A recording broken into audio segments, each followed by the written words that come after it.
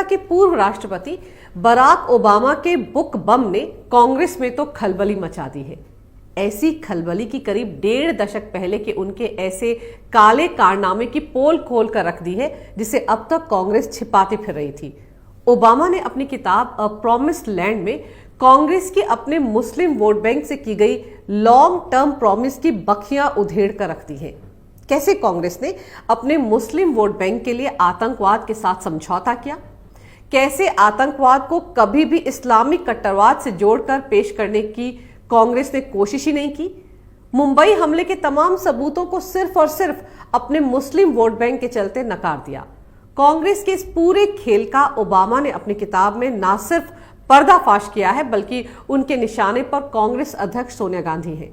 Obama ने अपनी किताब में साफ लिखा है कि कैसे मनमोहन सरकार ने मुस्लिम अपीजमेंट की नीति के चलते मुंबई में हुए सबसे बड़े आतंकवादी हमले तक को नजरअंदाज कर दिया था। 2008 में मुंबई पर हुए अब तक के सबसे बड़े आतंकवादी हमले के लिए जिम्मेदार पाकिस्तान को भारत ने ऐसे क्यों छोड़ दिया? क्यों पाकिस्तान पर हमला नहीं किया गया था? इस सवाल का जवाब अमेरिका के पूर्व राष्ट्रपति बराक ओबामा ने अपनी इस किताब अ प्रॉमिस्ड लैंड में दिया है। 26/11 के इस आतंकवादी हमले ने न सिर्फ पूरे देश को बल्कि दुनिया को हिलाकर रख दिया था। इस हमले को पाकिस्तान के आतंकवादी संगठन लश्कर-ए-तैयबा के 10 आतंकवादियों ने अंजाम दिया था, जो पाकिस्तान से समंदर के रास्ते मुंबई में दाखिल हुए थे।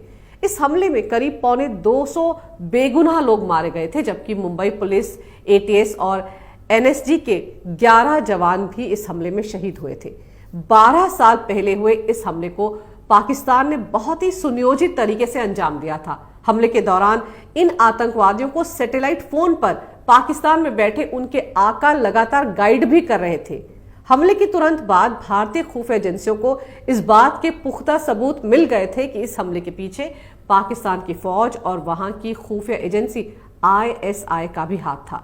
इस पुख्ता जानकारी के पीछे हमले में जिंदा पकड़े गए एकमात्र आतंकवादी अजमल कसाब की तरफ से दिया गया इकबालिया बयान, कराची के कंट्रोल रूम में बैठे लश्कर-ए-तैयबा के आदमी और मुंबई हमलावरों के बीच पकड़ी गई कई घंटों की बातचीत थी। इतने सारे सबूत मिलने के बाद जहां पूरा देश पाकिस्तान से बदला लेने की आग में जल रहा था, वहीं उस वक्त की मनमोहन सरकार ने पाकिस्तान के खिलाफ किसी भी तरह की सैन्य कार्रवाई से साफ इनकार कर दिया था। तब हर तरफ मनमोहन सरकार के इस लचीले रवैये पर कई सवाल उठे थे। क्यों पाकिस्तान की इस बड़ी हिमाकत को भारत ने नजरअंदाज कर दिया? अब करीब 12 साल गुजर जाने के बाद अमेरिका के राष्ट्रपति बराक ओबामा ने अपनी किताब में इस सवाल का जो जवाब दिया है वो वाकई बेहद चौंकाने वाला है। उन्होंने लिखा है कि मुंबई हमले के बाद मनमोहन सिंह बहुत डर गए थे। डर इस वजह से नहीं था कि पाकिस्तान भी भारत की तरफ से की गई किसी भी कार्रवाई का पलट कर जवाब दे सकता है, बल्कि डर इस वजह से था कि अगर भारत इस तरह की कार्रवाई को अंजाम देता है तो कहीं कांग्रेस का मुस्लिम वोट बैंक उसके हाथ से खिसक ना जाए और इस बात का फायदा कहीं कुछ महीने बाद होने वाले लोकसभा चुनाव में बीजेपी ना उठा ले। जी हां, सही सुना आपने। बराक ओबामा ने अपनी किताब में लिखा है कि सोनिया गांधी, जो कि उस वक्त यूपीए की चेयरपर्सन थी, उन्हें ये कतई गवारा नहीं था कि इस आतंकवादी हमले को इस्लामिक कट्टरवाद और पाकिस्तान के साथ जोड़कर पेश किया जाए। सोनिया गांधी पाकिस्तान पर किसी भी तरह की कार्रवाई करने के पक्ष में नहीं थी। उन्हें डर था कि ऐसा करने से कांग्रेस अपने मुस्लिम वोट बैंक से हाथ धो बैठेगी और इसका सीधा सीधा फायदा बीजेपी को होगा। बीजेपी तो हमेशा से ही कहती आ रही थी कि पाकिस्तान आतंकवाद की फैक्ट्री है और वो इसी आतंकवाद की आड़ में भारत के खिलाफ प्रॉक्सी वॉर चला रहा है। ऐसे में पाकिस्तान पर हमले की सूरत में बीजेपी अपनी इसी बात को और जोरदार तरीके से उठाती तो कांग्रेस को लोकसभा चुनाव में भारी नुकसान उठाना पड़ता, क्योंकि 2009 में लोकसभा के चुनाव सिर पर थे। ऐसे में कांग्रेस, जो 2009 का चुनाव भगवा आतंकवाद के मुद्दे पर लड़ने का मन बना चुकी थी, वो पाकिस्तान पर हमला करके आ बैल मुझे मार नहीं करना चाहती थी और इसीलिए अपने मुस्लिम वोट बैंक को एकजुट रखने के चलते उस वक्त की मनमोहन सरकार ने अपने फायदे के लिए न सिर्फ देश के मान सम्मान को ताक पर रख दिया, बल्कि देश की सुरक्षा के साथ भी एक समझौता कर लिया। सिर्फ और सिर्फ मुसलमानों को खुश करने के लिए, उनके वोट हासिल करने के लिए इतने बड़े आतंकवादी हमले पर मनमोहन सिंह खामोश रहे। और इसीलिए बराक ओबामा ने अपनी किताब में मनमोहन सिंह को एक डरा हुआ प्रधानमंत्री बताया है। ये तो वो तथ्य हैं जिनका खुलासा बराक ओबामा ने अपनी किताब में किया है। लेकिन कांग्रेस ने ऐसा क्यों किया? क्यों कांग्रेस को इस हमले में पाकिस्तान का कनेक्शन नजर ही नहीं आया? क्यों कांग्रेस ने इतने बड़े गुनाह के लिए भी पाकिस्तान को बख्श दिया? क्यों कांग्रेस पर पाकिस्तान के प्रति नरम रवैया रखने का आरोप लगता है? इस खेल को पूरा समझने के लिए आपको 2006 और 2007 में हुए कुछ आतंकवादी हमलों को जहन में रखना होगा। गौरतलब है कि यूपीए 1 सरकार के गृह मंत्री पी चिदम्बरम ने 2006 में महाराष्ट्र के मालेगांव में बम धमाके, हरियाणा में समझौता एक्सप्रेस में धमाका, हैदराबाद में मक्का मस्जिद में धमाका और 2007 में अजमेर शरीफ दरगाह पर हुए बम धमाकों के बाद भगवा आतंकवाद का जुमला उछाला था। मालेगांव धमाके के बाद तो मनमोहन सरकार ने कथित हिंदू आतंकवाद के नाम पर साध्वी प्रज्ञा, कर्नल पुरोहित, स्वामी असीमानंद को महाराष्ट्र एटीएस ने गिरफ्तार भी किया था। किस तरह से उन सबको प्रताड़ित किया गया था ताकि वो ये बात कबूल कर लें कि वो ऐसे हिंदू संगठन से जुड़े हैं जो आतंकवादी हमलों को अंजाम देता है। आज इस साजिश का पूरी तरह से पर्दाफाश हो चुका है। खुद साध्वी प्रज्ञा, जो आज भोपाल से बीजेपी सांसद है, उन्होंने कितनी बार अपना दर्द बयां किया है।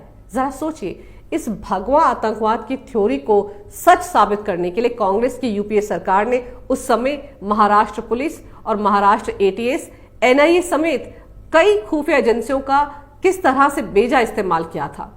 मुंबई पर हमला करने आए सारे पाकिस्तानी आतंकवादियों के हाथ पर कलावा बंधा हुआ था और उनके पहचान पत्र भी हिंदू नाम से बनाए गए थे, जिनमें पता भी बेंगलुरु का लिखा हुआ था। यानी हिंदू आतंकवाद की जो थ्योरी यहाँ कांग्रेस के नेता भारत में ना सिर्फ घड़ रहे थे बल्कि उसे एस्टैब्लिश करने में भी पूरी ताकत लगाए हुए थे, उसी थ्योरी को अमल में लाने के लिए, अपने फायदे के लिए, भुनाने के लिए पाकिस्तान भी लगा हुआ था।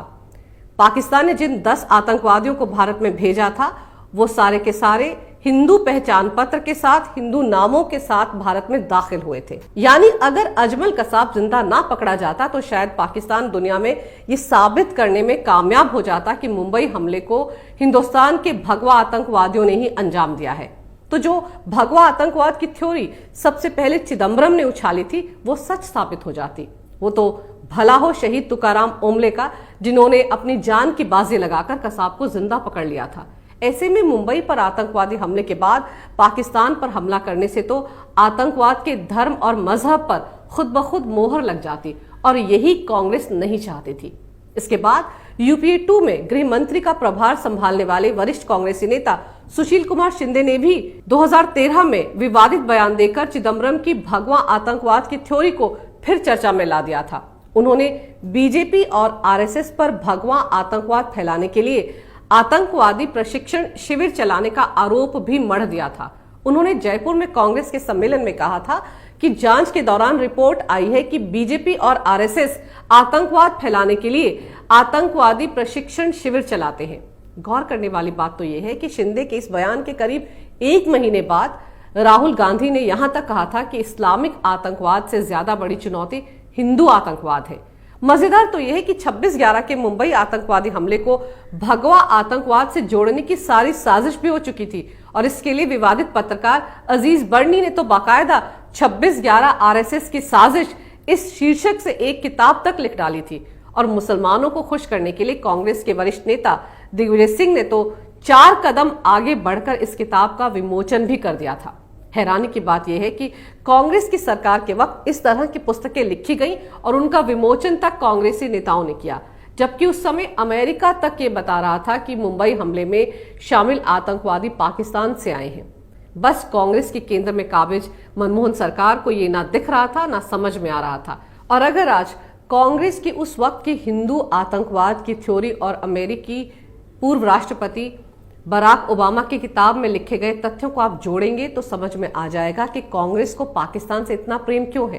क्यों कांग्रेस ने पुलवामा आतंकवादी हमले पर पाकिस्तान का बचाव करते हुए बीजेपी पर ही इस हमले को अंजाम देने का आरोप मढ़ दिया था।